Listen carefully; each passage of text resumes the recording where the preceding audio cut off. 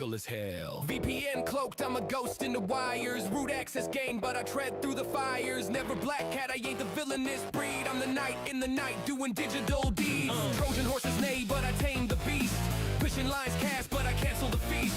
Reverse engineer, I unravel the plot. Protect the vaults, yeah, I guard every dot. Not for fame, not for riches. Patch the holes, stitch the glitches. Call me geek, call me nerd, but my skills, sharp as swords. I keep it ethical as hell. Hell. Keep it ethical as hell. Hell. Keep it ethical as hell.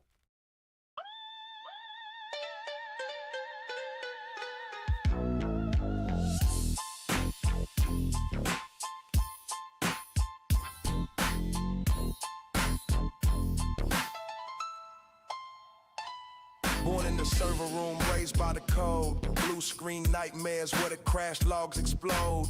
Monitor glare hitting sharper than chrome.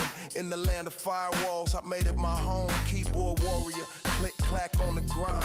Reset passwords, now I'm mastermind. Client screaming, yo, my printer's going rogue. I'm patching up holes while they download and Trojans and droves. Cyber streets where the wires run deep. Teaching techs to rise, no time to sleep. From the help desk blues to the hacker elite. Turn the struggle to hustle, make the circuit complete. Started with a headset stuck on the queue. Have you tried unplugging it? You know how we do, but I saw a bigger picture. Security's the move. Broke out the knowledge, now I'm sharing the groove. From phishing schemes to decrypting dreams. Taught the homies about exploits and zero-day flames.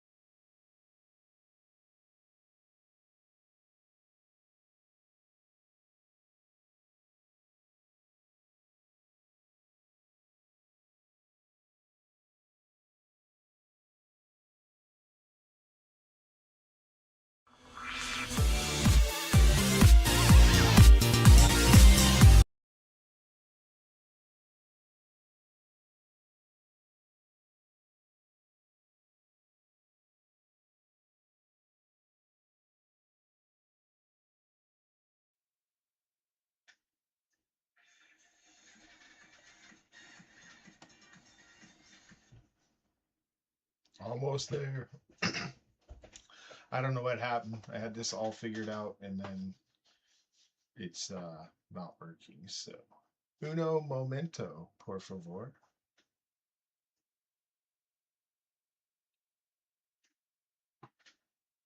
And I need to turn that off.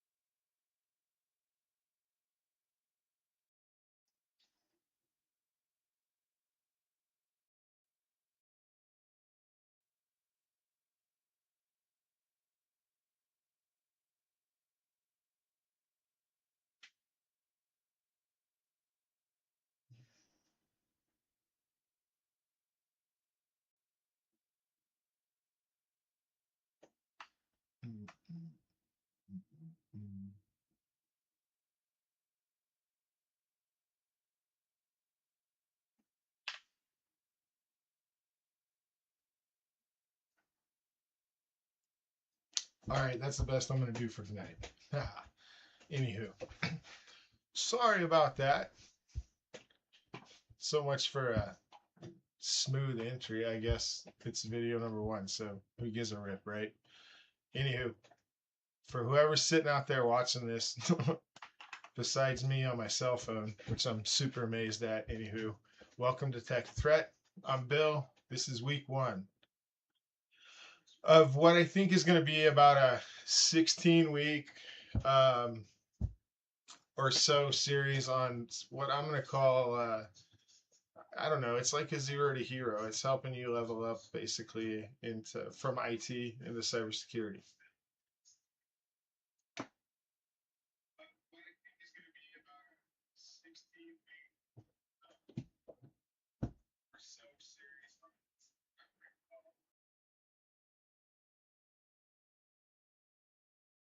And now the audio should be a whole lot better. Hiccup number 2, but I caught it. So, again, welcome to Tech2Threat. I'm Bill, and this is week 1 of our 0 to hero series for helping you go from IT to cybersecurity. Now, I'm going to make a bold statement here in that most people are 50% of the way to being in cybersecurity, even in a pen tester role. You just don't know it yet. You're a builder and a fixer, and I'm going to teach you how to be a breaker.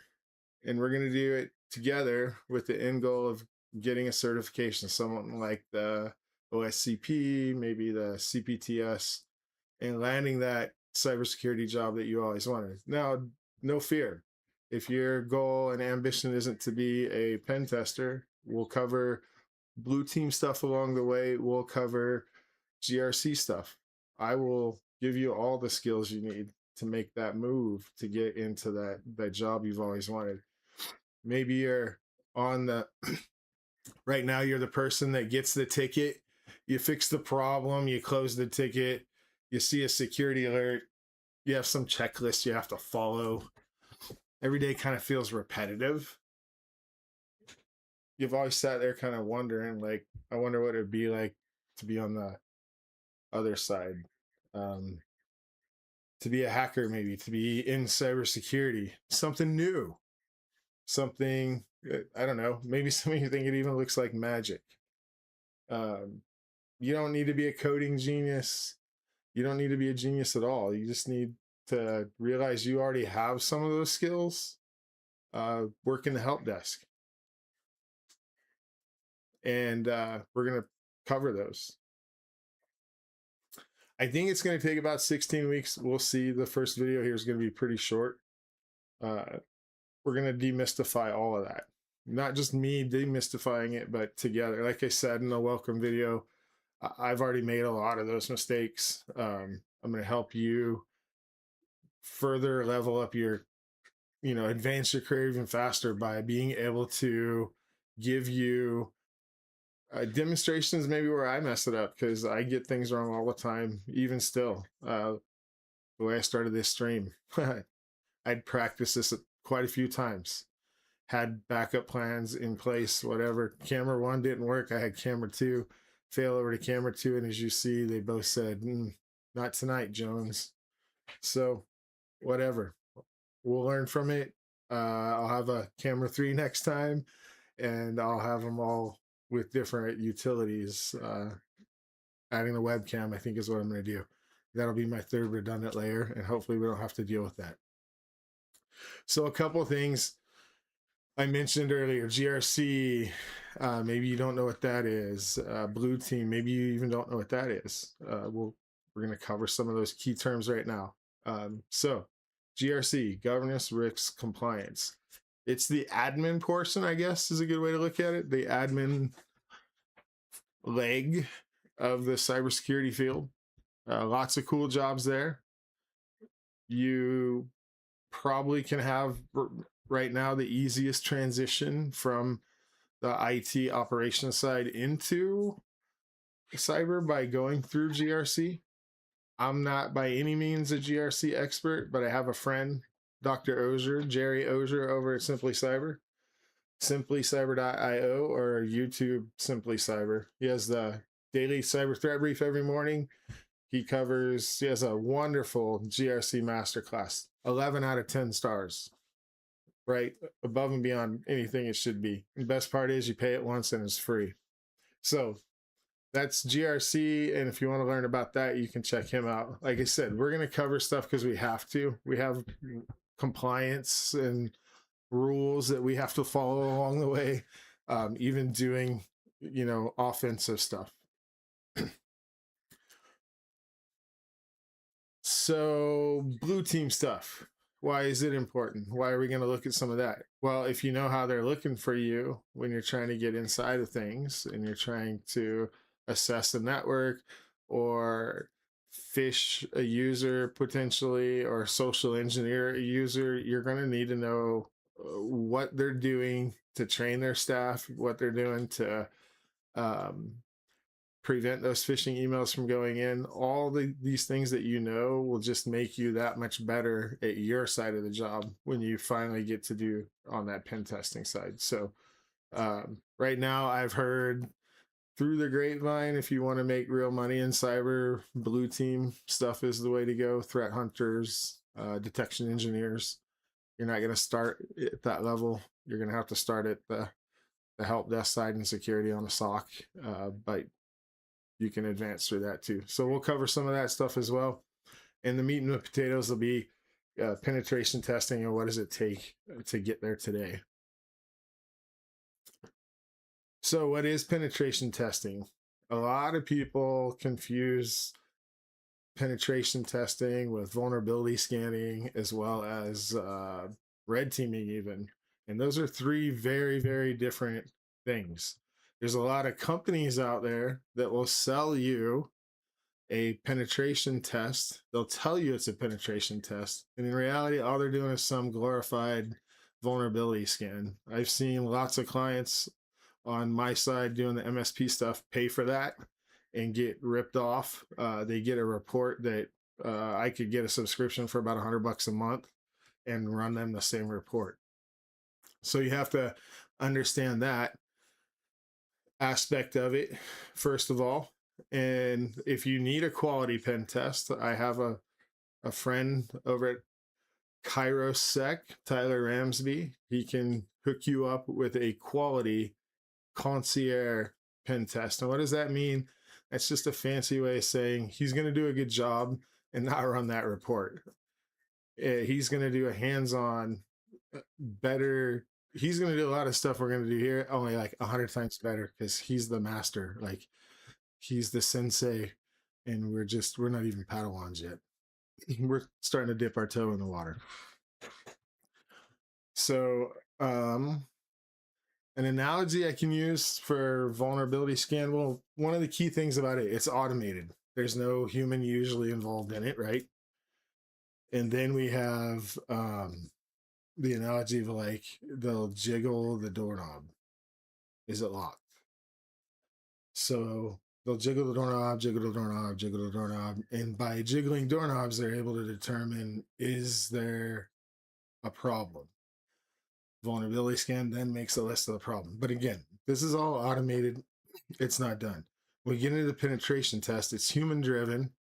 So it's not only do I check to see if the door is locked, but if the door is locked, can I unlock it? And if it's unlocked, I'm going to go in. From that vulnerability scan, you create a real list of problems, not just, oh, we found this, it's a potential issue. You're testing the vulnerability, you're exploiting the vulnerability, and you're proving it's a real problem. Then we have the third level where you have red teaming. This is adversary simulation, I guess is a good way to put it. It's mostly going to be at the higher end nation state level, but you're also going to see that in corporations now. especially with regulations like CMMC and corporate espionage. It's a real thing. People are trying to protect themselves from it. And we see it every day when we look at different security briefs that we have on shows like Daily Cyber Threat Brief, where they go over, hey, these are the threats that happen using, I think it's the CISO series online. So when you're red teaming, you're testing the defense and the people. So you can apply that down to outside of the APT, which is Advanced Persistent Threat. For those of you that don't know, nation state meaning sponsored by another country or a country's government. And from there, you can have, it's just big money, I guess, is a good way to look at it. Red teaming is not a cheap endeavor. Usually you know nothing about the target you're going up against, or you get very limited information. You start with the OSINT thing. From OSINT you develop other, you might be doing physical penetration testing. You might be tasked to, steal some recipe or intellectual property, and you have nothing. You have to blend in, do those kind of things. The stuff you'd see in like the Cloak and Dagger movies, I guess, is the analogy I'll use there. Looking over my notes here to make sure I didn't miss anything. So ethics and legality that I want to get into before we get too far into anything is there's only one rule, and it's the only rule, and it's we never ever test a system without permission. And I mean explicit written permission. It can't be, yeah, go ahead, Joe, you can do whatever. That's going to get you in trouble. The difference between a 6-figure salary and 15 years in prison is that written piece of paper. That paper is going to have a scope. It's going to have rules of engagement. It's going to be your list of what you can and can't do. And in most cases, it's going to be your get out of jail free card. So how are we going to do this over the next 14, 15 weeks? Well, hacking isn't magic. I said earlier, some of you may even think it's magic. It's not magic. It's a process. It's a methodology. If you just run tools, you're in the 90s when I got started in this stuff, a lot of the automation that we use today would be called a script kiddie. And if you're just plugging away and running tools, yeah, you're a skid or a script kiddie, right? I guess skid is a negative term these days, but who cares? We'll use it. I'm not about being politically correct most of the time. Yeah, so if you just run a tool and you don't know what it does and you don't know why you're running it and you just read on some GitHub page that that's what you're supposed to do, I think we're fair and it's safe to call you a script kiddie. Now, if you follow a methodology and you provide a report and you have permission, you're on an engagement, we will call it, you're a professional. So we're going to approach this next 16 weeks or so in the same way. We'll do like a phase 1 recon.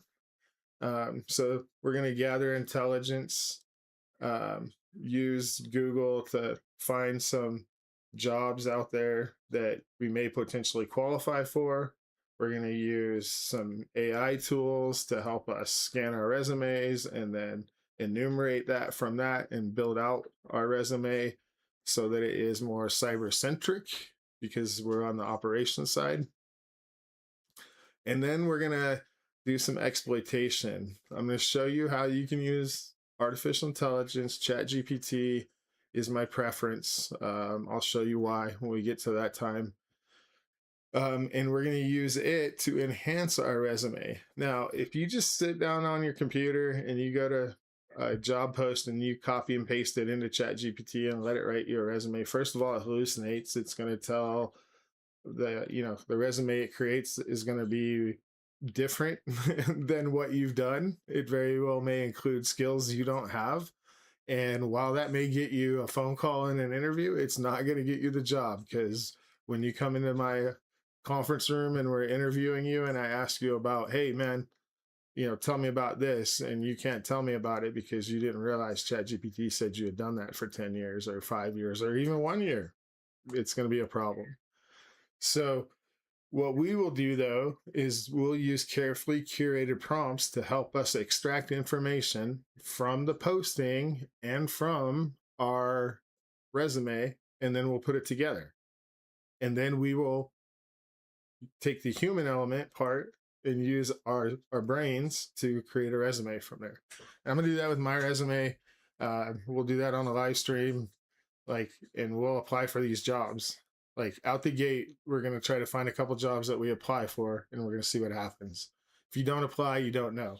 While we're waiting and we do that, we're going to build our skill set. From that extraction process we use during exploitation, we're going to move to post-exploitation, and we're going to look at now okay, we've applied for that. We have these skills. We see we're missing these skills, and we need to plug in this knowledge. Because again, there's a lot of knowledge out there that you already have.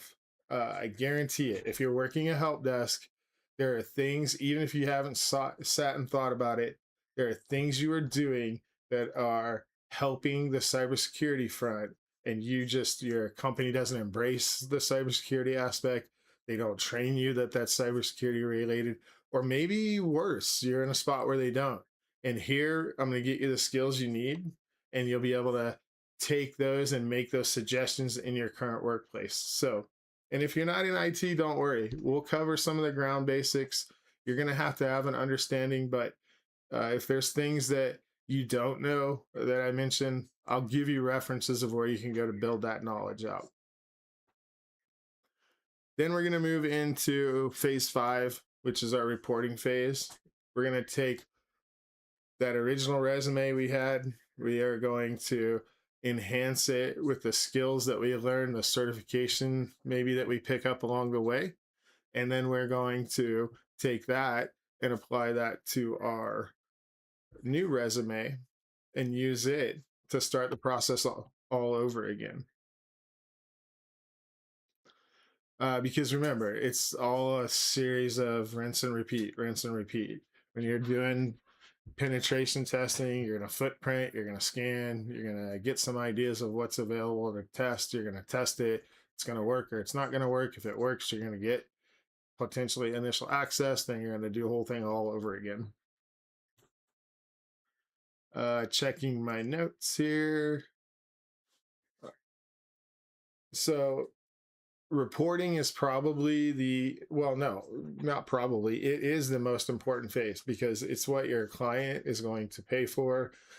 It's what your company is being paid for to provide to the client. If you can't explain the business risk and how to fix it, again, I think it's safe to say you're not a pen tester. I won't go as far as to say you're, something negative, but we'll dedicate an entire stream to that, like in week 14 or 15, I think it is. Okay, so this is the most important part of today's stream. Let's talk about you. Like I said earlier, you're not starting from scratch. If you're already in IT, you have some knowledge there. You have kind of a superpower in many ways, because you have a deep understanding of how workstations work. You probably understand how networks work. You're not just reading a book or looking over a certification program. You've probably already been there. You've lived it. Maybe you've even seen what a packet capture looks like and a Wireshark trace is. You could have even seen something like DNS poisoning or ARP poisoning maybe. And, there's things there that you've seen. Maybe you manage Active Directory. Your superpower there is, OUs, GPOs, you got understanding your groups and users, so there's a skill set that we can put together. Maybe you know PowerShell well, or possibly Bash if you've been working in Linux for a minute. So your superpower there is, LOL. I say that to be funny, but it's living off the land. If you've used PowerShell to automate tasks, or you work inside of Linux and you use bash scripting, maybe you know some Python.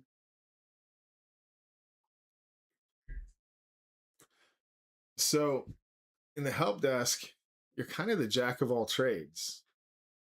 To me, you have the superpower of Google foo, right? I've done a lot in the last year. I've taken several penetration testing courses. Taken courses by Tyler Ramsey. I've taken courses by Ryan over at Simply Cyber.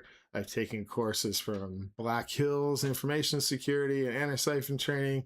I've taken courses over at TCM Academy, and they all circle around investigating, no matter what you're doing in whatever phase of the penetration testing process. They all have the same kind of underlying piece. You have to be able to investigate, and then you have to be able to try, and then you rinse and repeat, right? So if you work the help desk, like, and I don't know where you've worked, I've worked in several. Where I'm at now, we do a really good job at documentation, but even still, there's things that have to be Googled throughout the day. I remember getting a job a new client one time, because when we did the meet and greet, essentially we met for coffee, and they were kind of explaining their IT guy was out of control, and they had another, I won't call it a MSP, because it was more of a consulting firm that just came and helped by the hour, break fix shop, I guess, pay by the hour firm. And they were upset because the guy was seen Googling things several times. And, I'm in a new client interaction, so I'm like, oh yeah, I've seen that a few times. Didn't give them any emotion either way. I didn't want to tell them that, yeah, well, we do that all the time too, but I didn't want to also shoot the guy down, because, you're not going to know everything. So as a help desk tech, you've probably got that Google, what they call Google dorking now, down, and you just don't know it. And there's probably some Google dorking. Maybe if you don't know Google dorking, you enhance your search capabilities now with Google dorking, and your next level. That's the superpower. That's literally the definition of pen testing. The only difference is we're creating a problem. On the help desk, you're investigating to fix the problem. On a penetration test, you're going to investigate to create the problem, right? All right. So I thought I'd probably take an hour or so to do this one, and I don't know that we're going to get there. We can. Sorry, I was looking down to see who was texting it. I missed Amish Runaway. Sorry, brother.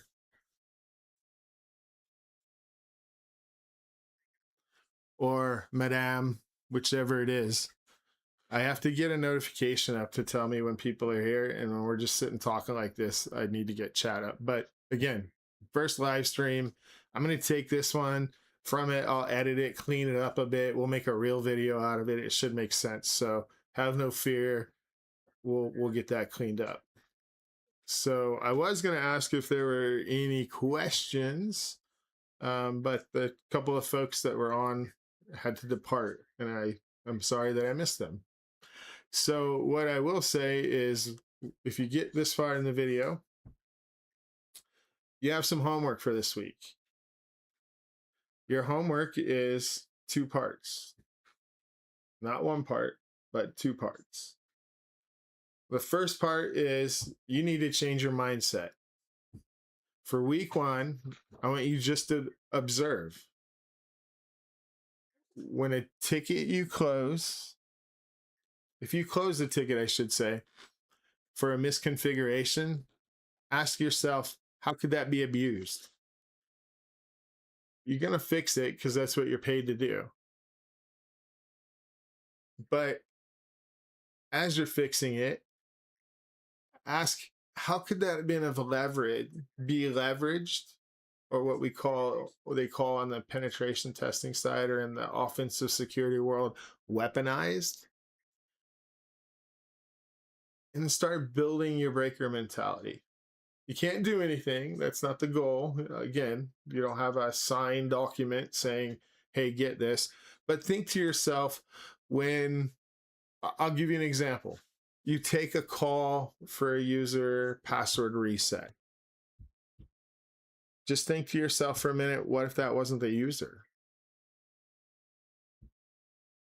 What was the validation process there? Was it adequate? Did we have enough?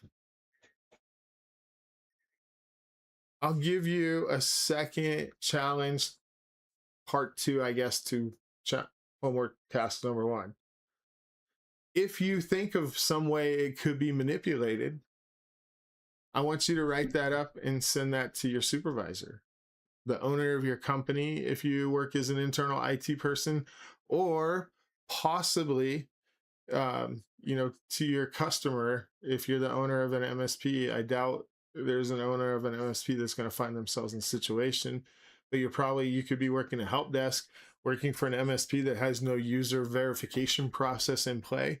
And you could find some examples on the internet that say, hey, here's some companies that had checks and balances in place, and they were able to exploit that password reset and gain unauthorized access to the customer's account.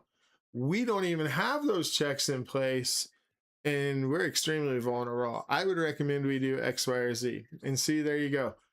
Day 1, you got some way that you could find a path into cybersecurity. You're doing a cybersecurity job while you're still working on the operations side. All right. Task number 2.